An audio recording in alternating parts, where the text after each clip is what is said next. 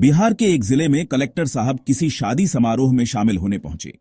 जैसे ही वे खाने की कतार में खड़े हुए, उनकी नजर एक महिला पर पड़ी जो शादी में बर्तन साफ कर रही थी। यह नजारा देखकर वे कुछ पल के लिए स्तब्ध रह गए, क्योंकि वह कोई और नहीं बल्कि उनकी अपनी पत्नी थी।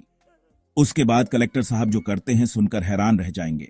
कलेक्टर साहब का नाम आशुतोष मिश्रा था। उनका बचपन गरीबी में बीता था। उनके माता पिता आर्थिक रूप से कमजोर थे, लेकिन उन्होंने हमेशा अपने बेटे को पढ़ने के लिए प्रेरित किया।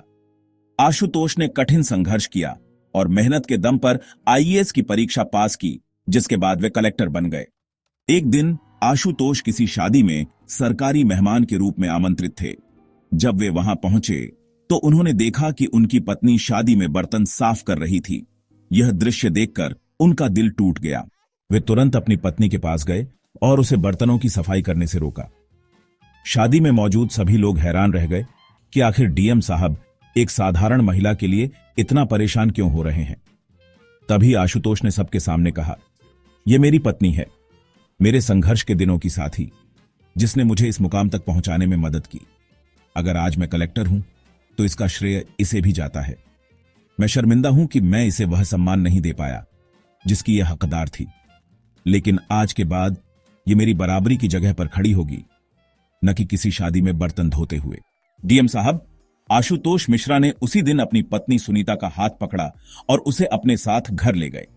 पूरे गांव में इस घटना की चर्चा होने लगी। लोग हैरान थे कि एक कलेक्टर साहब की पत्नी शादी में बर्तन साफ कर रही थी, लेकिन इससे भी ज्यादा चौंकाने वाली बात यह थी कि कलेक्टर साहब ने उसे सबसे सामने गर्व के साथ अपनाया और उसकी जिंदगी को बदलने की ठान ली।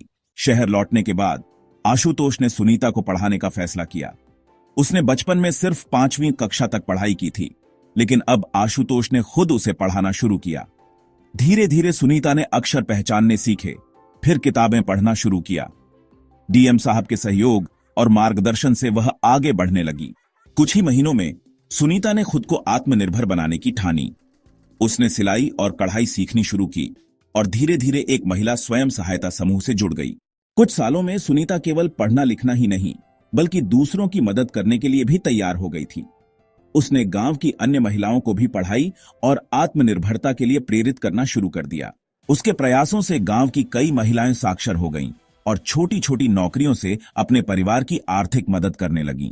जब आशुतोष की नई पोस्टिंग हुई और वह किसी दूसरे जिले में चले गए, तब भी सुनीता अपने गांव से जुड़ी रही। वह वहां एक स्वयं सहायता समूह चलाने लगी, जिससे महिलाओं को आर्थिक रूप से सक्षम बनने में मदद मिली। कुछ साल बाद जब एक पत्रकार ने सुनीता से पूछा कि वह बर्तन धोने वाली से गांव की महिलाओं की नेता तक कैसे बनी, तो उन्होंने मुस्कुराते हुए कहा, अगर मेरा पति मुझे अपनाने में शर्म महसूस करता तो आज मैं भी एक आम औरत की तरह अपनी किस्मत को कोस रही होती। लेकिन उसने मुझे इज्जत दी, पढ़ाया और मेरा साथ दिया। अब मेरी जिम्मेदारी है कि मैं और भी महिलाओं को उनके अधिकारों के बारे में बताऊं और उन्हें आगे बढ़ने में मदद करूं। सुनीता अब सिर्फ एक आम महिला नहीं रह गई थी, बल्कि वह गांव की महिलाओं के लिए एक मिसाल बन चुकी थी। वह उन महिलाओं के लिए प्रेरणा बनी जो कभी खुद को कमजोर और असहाय समझती थीं। धीरे धीरे सुनीता की मेहनत रंग लाने लगी। उनके समूह की महिलाएं आत्मनिर्भर होने लगीं। सिलाई, बुनाई, कृषि और छोटे व्यवसायों में उनका योगदान बढ़ने लगा।